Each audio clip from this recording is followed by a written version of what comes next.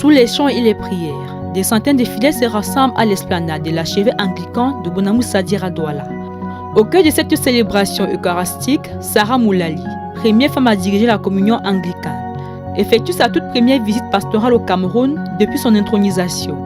Accueillie par les autorités administratives et les responsables de l'église anglicane du Cameroun, la chef spirituelle dit être venue prier, adorer avec l'église anglicane et encourager son ministère.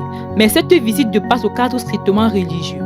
À Boya et à Limbe, dans les régions affectées par la crise anglophone, de nombreux fidèles espèrent que sa présence contribuera à porter un message de paix, de réconciliation et d'unité. Pour plusieurs observateurs, cette étape traduit également la volonté de l'Église anglicane mondiale d'accompagner les communautés confrontées aux conséquences du conflit. Autre enjeu majeur, la vie de l'Église anglicane au Cameroun. Les responsables locaux souhaitent renforcer son rayonnement et consolider ses actions pastorales auprès des fidèles. Mais la visite de Sarah Moulali ravive aussi un débat sensible. Sa position en faveur d'une grande place des femmes dans la responsabilité ecclésiale ainsi que son ouverture au dialogue avec les communautés LGBT suscite des réactions contrastées.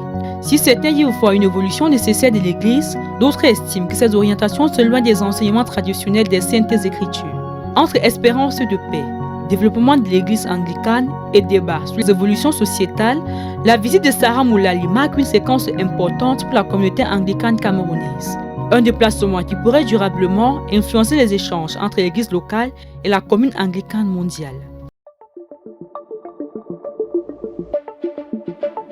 Le Messager Télévision, à l'écoute du peuple.